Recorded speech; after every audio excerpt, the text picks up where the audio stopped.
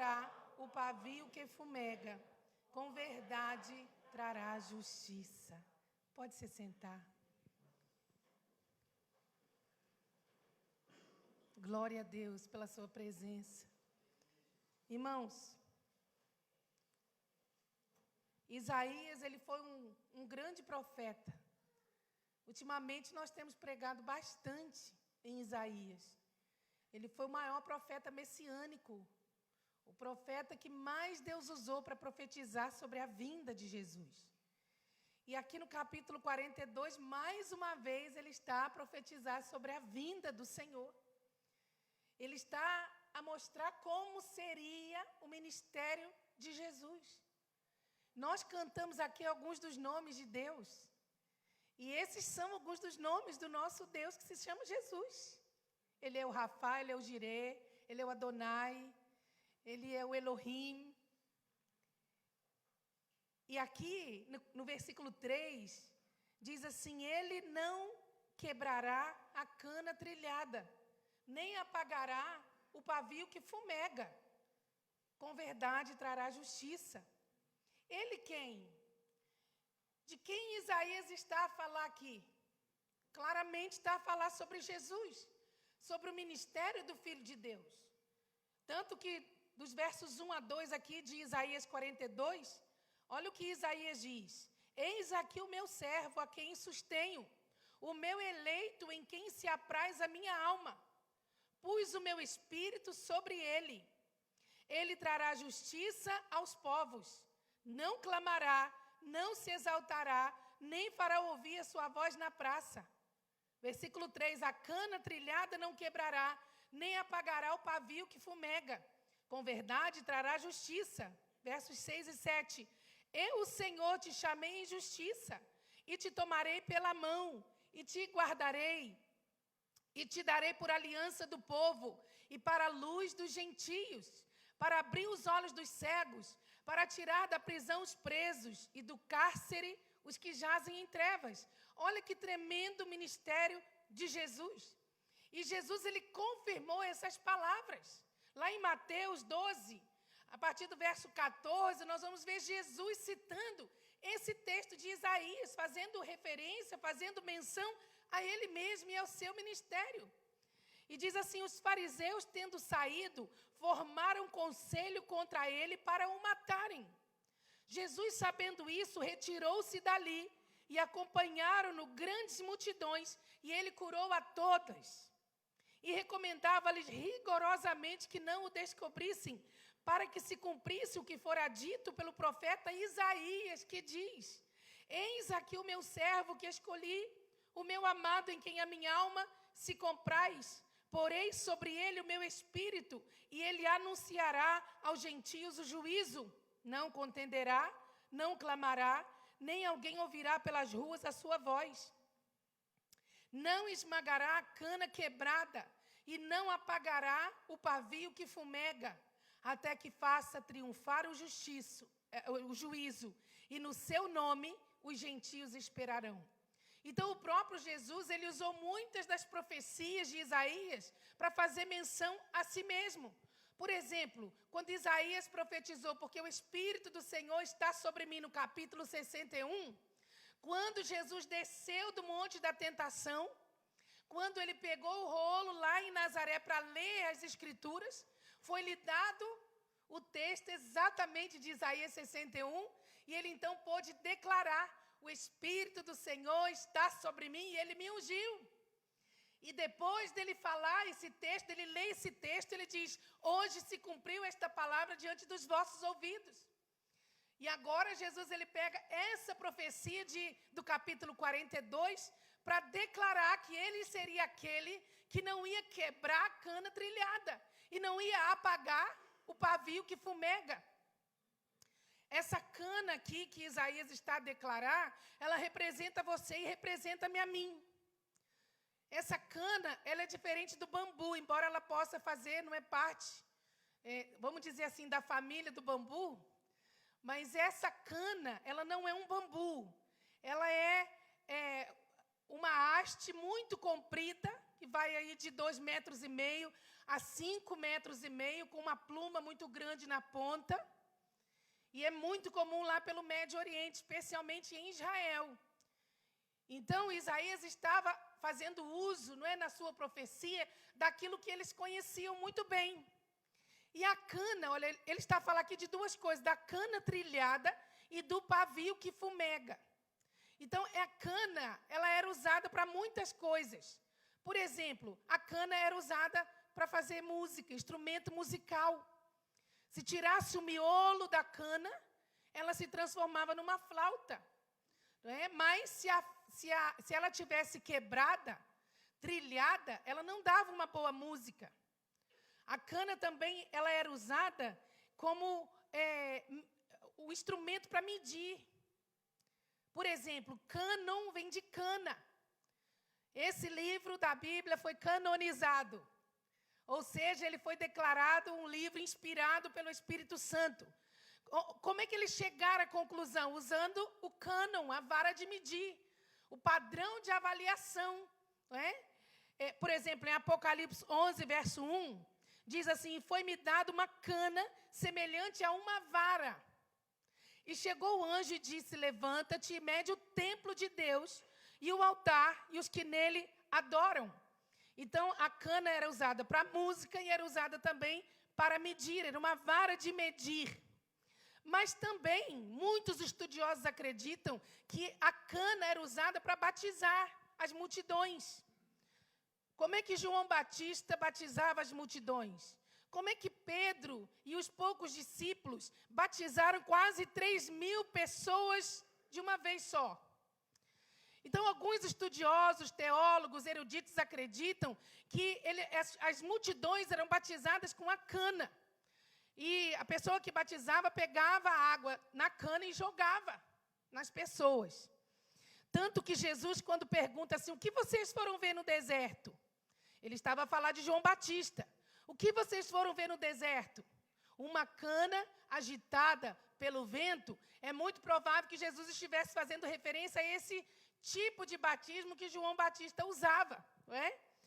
Então, irmãos, a cana era usada para muitos propósitos. Por exemplo, quando Jesus ele estava para ser crucificado, ele foi escarnecido. O que usaram para escarnecer de Jesus? Uma vara. Fazendo que aquela vara era um cetro, mas ali era um escárnio. Quando Jesus teve sede, deram para Jesus beber o quê? Vinagre, né? E colocaram fel e vinagre numa cana. E levaram até Jesus. Então, eu podia falar de muitos outros propósitos aqui da cana. Mas Isaías faz referência à cana trilhada. O que é a cana trilhada? Irmãos, a cana, quando ela está trilhada, se ela entrar uma farpa dela no nosso dedo, meu Deus, às vezes dá até febre. A própria Bíblia, ela fala lá em Isaías 36, um pouquinho atrás, no verso 6, e diz assim: eis que confias no Egito, aquele bordão de cana trilhada, o qual, se alguém se apoiar nele, lhe entrará pela mão e lhe furará. Assim é Faraó, rei do Egito, para com todos os que nele confiam. Ou seja, é como Salomão diz que a confiança no desleal é como o dente quebrado. Aqui no caso o Senhor está dizendo que a confiança no sistema do mundo, a confiança em Faraó é como uma farpa de cana trilhada.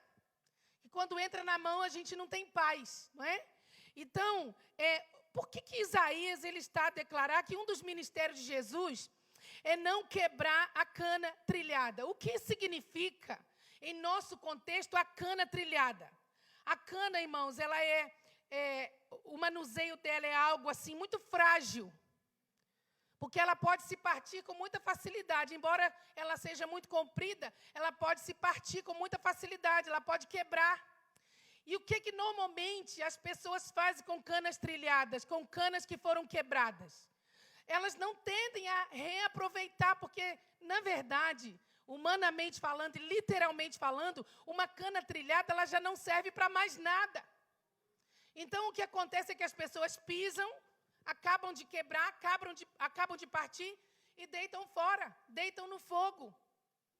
Uma cana trilhada, ela não serve nem para música, porque fica tudo destoado, não dá boa música. Você já ouviu a expressão de taquara rachada? Pois então, taquara também parece uma vara, também parece uma cana, só que ele é um pouco maior. Obrigado, pastor Deule. Só que ele é um pouco maior, não é? Então, quando fala assim, eu canto igual o taquara rachada, está dizendo que é completamente desafinado, né? Então, uma pessoa que é como uma cana trilhada, ela é assim. Não sai um bom som da sua vida. Não saem palavras bonitas da sua vida. Não saem comportamentos piedosos, muitas vezes, da sua vida. E essa cana trilhada aqui, ela representa nós. E Isaías está a declarar que Jesus, ele não vai fazer como nós fazemos, como os homens fazem. Quando vem uma cana trilhada, não tem propósito, já não tem utilidade, já não serve para dar boa música, já não serve como vara para medir, já não serve para mais nada. Então, vamos pisar, vamos quebrar, acabar de trilhar ela, acabar de partir e vamos deitá-la no fogo. Porque, irmãos, vamos falar sério aqui. Quem quer ficar perto de pessoas assim, trilhadas? Quem quer ficar perto de pessoas complicadas? Você tem pessoas complicadas na sua família? Você tem pessoas complicadas no seu ambiente de trabalho? Você tem pessoas complicadas na sua célula? À sua volta? O que nós queremos é ficar longe, não é? Das pessoas que são como canas trilhadas. E muitas vezes, à nossa volta, irmãos, nós estamos cercados de pessoas que são cana trilhada. Porque, de alguma forma, a vida, não é? Trouxe algum desgosto, alguma frustração, alguma mazela, alguma catástrofe. A Bíblia diz que o sol nasce para todos. A chuva nasce para todos, vem para bons e vem para maus. Se o ímpio se adoece, nós também adoecemos. Se o ímpio tem problemas familiares, nós também temos. Se algo que Jesus nos prometeu foi: no mundo tereis aflições. Não pense que você agora entregou sua vida para Cristo, está seguindo a Cristo, que agora você não vai passar por tribulações. Você vai passar por mais tribulações do que a sua vida longe de Deus. Porque além de você estar seguindo Jesus, agora você tem um inimigo, que é o inimigo de Deus, que vai fazer de tudo para você se afastar dos caminhos do Senhor. Especialmente nós, mulheres. Essa semana eu levei para esse tempo de descanso um livro chamado Mulher, Tu Estás Livre. Foi indicação e eu levei, já estou quase a terminar. Que livro abençoado. E ele fala por que as mulheres sofrem muitos problemas emocionais. Por que as mulheres sofrem muito com a rejeição? Porque lá no início da história, o Senhor já deu uma promessa para nós. O Senhor já falou para nós que nós teríamos um inimigo. E esse inimigo é Satanás. O Senhor disse: porém, inimizade, serpente, entre ti e a mulher, entre a sua semente e a tua descendência. Então, há uma guerra em que nós, mulheres, estamos envolvidas diretamente. Satanás não quer nossa mente livre. Satanás não quer nosso espírito livre. Satanás quer nos aprisionar no corpo com doenças, enfermidades. Para quê? Para destruir a nossa vida e os nossos descendentes. Mas há uma promessa, irmãs, nós estamos numa guerra e o Senhor é conosco.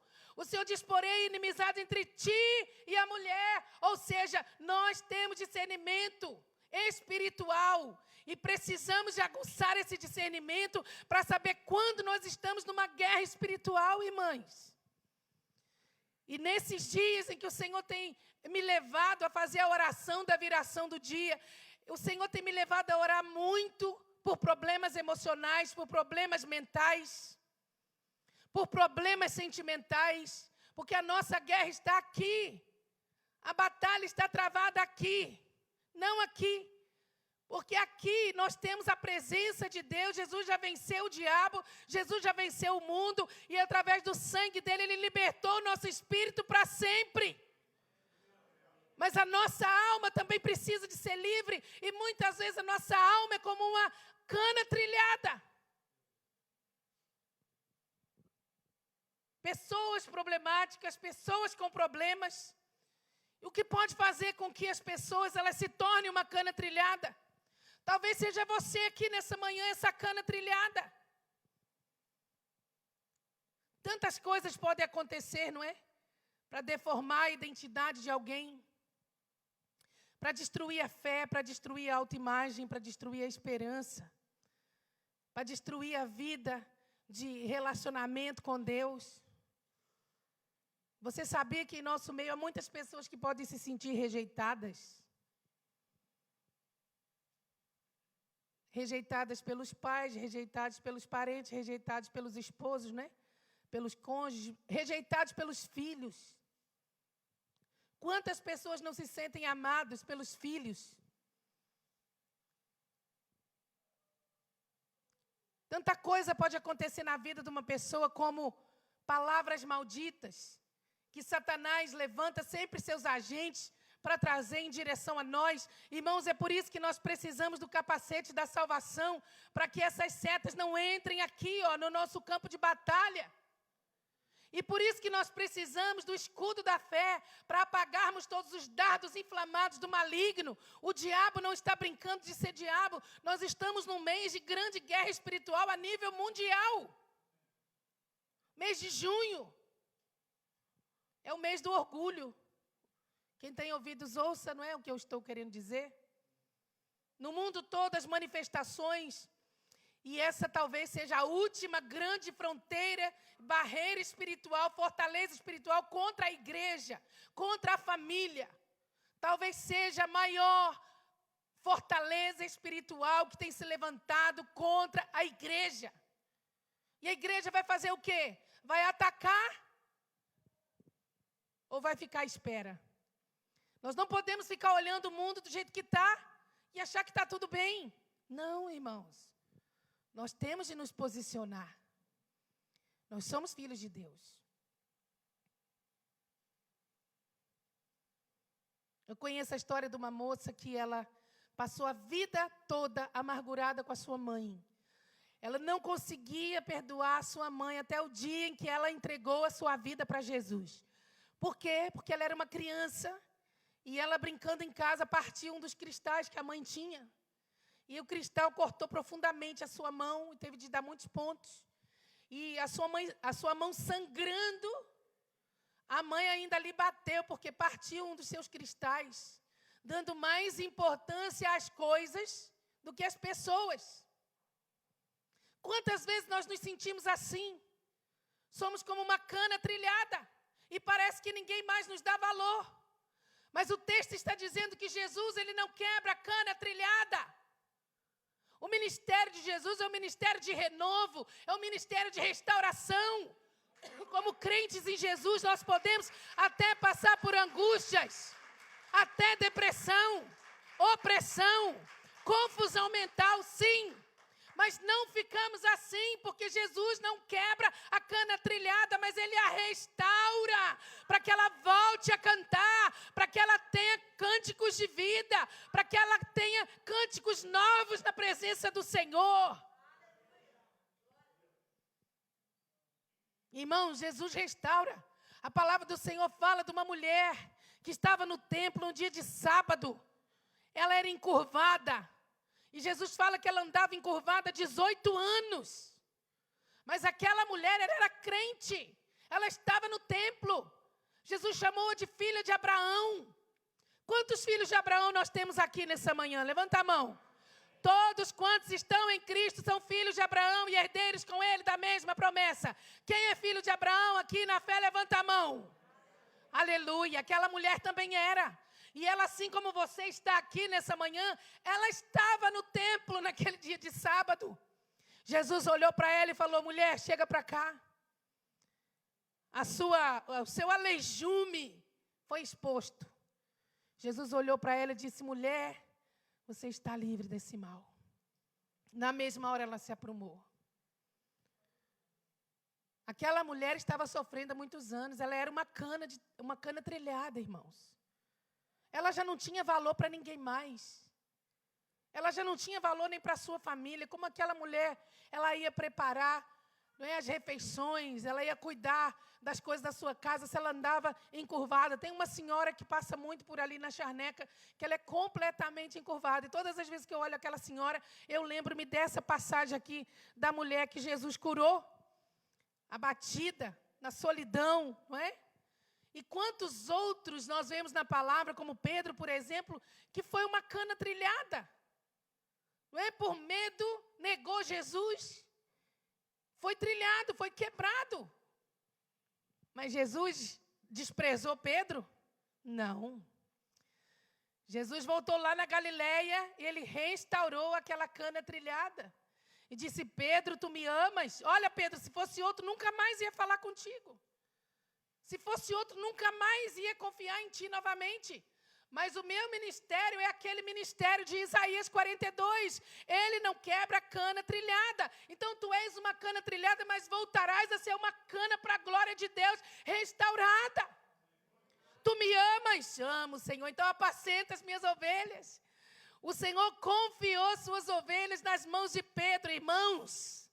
Esse é o ministério da igreja. A igreja precisa entender isso. Que o Senhor nos chama, não é?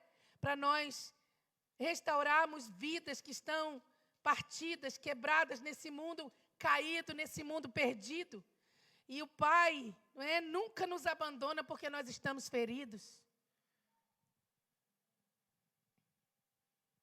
Quantas pessoas querem que vão embora, não é? Tem gente que até ora por aqueles velhinhos doentes na família, porque os velhinhos vão ficando, às vezes, não é, mais abençoados, não é? À medida que vão ficando mais velhinhos, vão ficando, vamos dizer, mais especiais, não é, irmão Brian? Eu não estou falando de você, viu, irmão Brian? Você também não é um velhinho. A minha bisavó era uma bênção. Ela morreu com 90 e alguns anos, eu já não me lembro, mas ela era uma bênção. Ela, como diz uma amiga, testava o nosso 70 vezes 7 todo dia. Ela era complicada, mas era uma mulher de Deus. Louvado seja o nome do Senhor, que o Senhor não nos abandona porque nós estamos feridos. Quando Deus olha para nós, irmãos, o que Deus vê sobre nós? Jesus. Diz assim, o Pai, diga comigo, o Pai, vê-me a mim por meio de Jesus. Diga assim, eu vejo o Pai também por meio de Jesus. Jesus é o centro, Jesus é o Jeová Rafa, o Deus que nos sara. Louvado seja o nome do Senhor. Irmãos, nós precisamos de correr para esse Deus. Quando você está com problema nos ossos, você procura quem? Um ortopedista, não é? Um osteopata. Quando você está com problemas emocionais, você procura um psiquiatra, né? Problemas mentais, confusão. Nós precisamos de saber que ninguém dá jeito na dor da alma, a não ser Jesus, a não ser o Jeová Rafa. E quando nós servimos a esse Deus e estamos em sofrimento, nós temos esperança porque sabemos que essa luta, ela é leve, ela é momentânea. Pode não parecer, mas Paulo diz, porque a nossa leve e momentânea tribulação produz para nós um eterno peso de glória muito excelente. O único peso que vem com a luta, irmãos, é peso de glória. É peso de glória. Foi feita uma pesquisa nos Estados Unidos e de 10 pessoas que viviam em prosperidade, só 2 ficaram firmes com Jesus. Mas de 10 que estavam em grande sofrimento, 8 delas permaneceram firmes com Jesus. Porque o sofrimento faz isso. O sofrimento ele produz um peso eterno de glória muito excelente. E Paulo continua e diz, não atentando nós nas coisas que se veem, porque as coisas que se veem são passageiras, mas as que não se veem são eternas. O peso é eterno, porque o que Deus está preparando para nós é eterno. É eterno. Aleluia. Eu lembro-me de um pastor amigo nosso, pastor Sérgio Elias, ele escreveu certa vez nas suas redes sociais um texto que diz assim, vai passar, vai passar, vai passar. Fala para a pessoa que está do seu lado, vai passar. Diga assim, você é uma cana trilhada. Vai passar. Diga assim, hoje é dia de restauração na sua vida. Vai passar, vai passar, vai passar. E quando tudo passar, vão ficar apenas os resíduos da bondade de Deus que nunca passa. Ficarão apenas as lembranças de como Ele esteve presente no meio do fogo, da tempestade, do deserto. Dores, angústias e medos serão de todo esquecidos. E o coração agradecido e leve só terá palavras de louvor, de amor, de adoração. Vai passar. Se os céus e a terra passarão, então este momento difícil na sua vida também vai passar. Mas a bondade do Senhor permanecerá para sempre. Sim, vai passar. Pode parecer que não, mas vai passar. Mas até que tudo passe, Ele será sempre o socorro bem presente no momento da angústia, no momento da incerteza, no momento da escuridão. Acredite, vai passar. E tudo, quando tudo enfim passar, a misericórdia do Senhor se levantará e inaugurará um novo dia, um novo tempo, uma nova estação na sua vida. Então vai passar, meu irmão. Essa luta vai passar. Esse sentimento de ser uma cana trilhada vai passar. Porque o Jeová Rafa está presente na sua vida. E Ele é o Deus que nos sara completamente. Ele disse, eu sou o Senhor que vos sara. Mas Isaías declarou que Jesus também, Ele teria um outro ministério. Ele não apagaria o pavio que fumega. Essa imagem aqui é um pavio que fumega. E o pavio era utilizado para quê? Já ouviu aquele povo que fala assim, eu sou pavio curto. O pavio era usado, um fio, não é? Uma correntinha de pano. Pronto, algum material ali de algodão que era colocado dentro da lamparina com azeite. E ali era colocado fogo. Enquanto aquela lamparina tivesse cheia de azeite, havia fogo.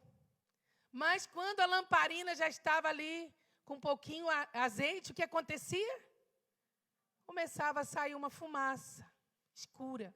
E o que normalmente, irmãos, a gente faz quando nós temos uma vela de cheiro em casa, ou pronto, né? Lá em Israel ainda se usa em alguns lugares as lamparinas com esse pavio. E o que acontece quando ele começa a deitar um fumo preto, mal cheiroso? A gente faz o quê? Vai lá e apaga, não é? Apaga. Porque enquanto o pavio está aceso, é muito bom.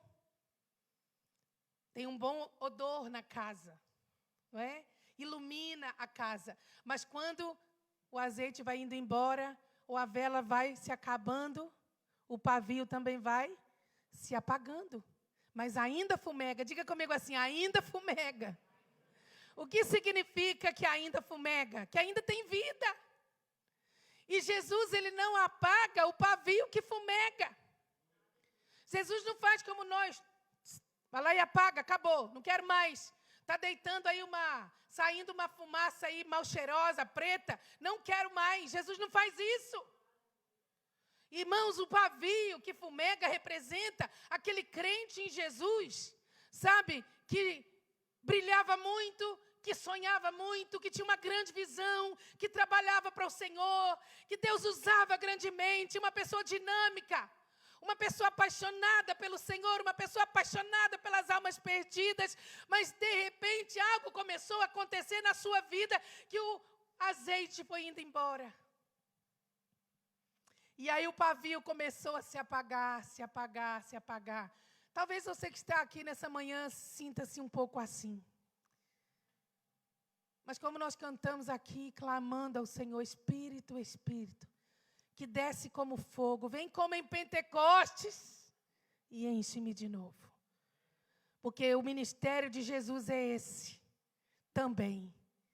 Ele não apaga o pavio que fumega. Jesus, Ele vem e Ele coloca mais azeite na nossa lamparina, para que nós possamos brilhar novamente, para que nós possamos iluminar novamente, para que nós possamos ter novas ideias novamente, nova vida.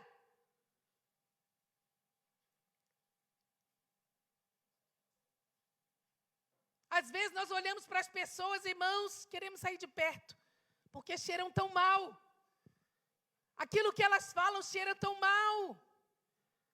Murmuração, reclamação, lamúria, autocomiseração, vitimismo, tantas coisas. Amargura, sabe quando a pessoa ela está assim como um pavio que fumega, está saindo aquela fumaça escura e mal cheirosa? Às vezes é tanta lamúria, é tanta insatisfação, que é difícil a gente ficar perto. Parece que a pessoa foi batizada no vinagre. Ela é tão amargurada que ela não dá um sorriso. Eu não consigo perceber, irmãos, um crente em Jesus que tem a esperança celeste, não ser um crente feliz. Amém, irmãos? Nós não temos que rir, nós não temos que nos alegrar. A palavra do Senhor diz que a alegria do Senhor é nossa força. Até o Carlos falou, pastora, vamos iluminar mais o altar. Porque o altar fica tão escuro, pastora. A maioria do grupo de louvor agora fica tudo escurinho, porque quando apaga a luz fica pior. Aí eu falei, então riam muito, riam muito. Aí ele, ri por quê? Aí o pastor dele entendeu, né? Ria muito, meu filho. Tem que brilhar de alguma forma. Crente em Jesus tem que ser feliz. Não tem de ser feliz para mostrar para os outros que ele é feliz, mas tem de ser uma felicidade autêntica. Você pode estar passando por momentos de tristeza, mas você não é triste. Você pode estar passando por momentos de infelicidade, mas você não é infeliz. Você tem Jesus, você é parte do povo mais feliz da terra. Olha para a igreja perseguida. Você quer ver um povo feliz? É a igreja perseguida. Olha para Atos dos Apóstolos, quanto mais os discípulos sofriam, mais eles se alegravam. Porque eles não se achavam dignos de sofrer pelo nome do Senhor. E hoje uma perseguiçãozinha no trabalho, porque nós somos crentes, já nos abate. Já nos deixa para baixo. Já nos deixa cabisbaixos. Não, alguém está me perseguindo, é bom sinal. Se está tudo bem na sua vida, não é bom sinal. Mas se você está sofrendo perseguição, luta, dificuldade, é porque você não está dando tréguas para o diabo. O diabo não está feliz com a sua vida e glória a Deus por isso. Porque o crente que quer andar no centro da vontade de Deus nunca vai alegrar o diabo. Nunca vai ter o inferno batendo palmas. Não. Mas se o inferno está irado, se alegre, porque os céus estão aplaudindo a sua vida. A grande nuvem de testemunhas lá da palavra do Senhor de Hebreus 12 está lá, não é? Olhando para você, aqueles grandes homens da história, olhando para a sua história, estão aplaudindo. Segue, guerreiro, continua, porque você é uma cana trilhada, mas está sendo restaurado. Você é um pavio, mas ainda fumega, ainda tem vida. O Senhor vai colocar azeite novamente, vai trazer luz de novo na sua vida. É tempo de restauração, irmãos. Um dos nomes de Jesus é renovo. Diga comigo, renovo. Eu amo essa palavra, renovo. Em Jeremias 23:5 diz assim, eis que vem dias, diz o Senhor, em que levantarei a Davi um renovo justo, e sendo rei, reinará e agirá sabiamente, e praticará o juízo e a justiça na terra. Jeremias 33:15, naqueles dias e naquele tempo farei brotar a Davi um renovo de justiça, e ele fará juízo e justiça na terra. Zacarias 3:8, ouve, pois, Josué, sumo sacerdote, tu e os teus companheiros que se assentam diante de ti, porque são homens portentosos, eis que eu farei vir o meu servo, o renovo. E Zacarias 6:12, e fala-lhe dizendo, assim diz o Senhor dos exércitos, eis aqui o homem cujo nome é renovo, ele brotará do seu lugar e edificará o templo do Senhor. O renovo vai fazer o quê, irmãos? Vai edificar o templo do Senhor. Você é cana trilhada, mas é templo do Senhor. Você é pavio que fumega, mas é templo do Senhor. Põe a mão no seu coração e diga, eu sou templo do Senhor. E o renovo que Jesus está aqui para restaurar e edificar o templo do Senhor. Vamos ficar de pé. A esperança. A esperança porque o Senhor está aqui nessa manhã. A esperança porque o Senhor, Ele é aquele que traz cura.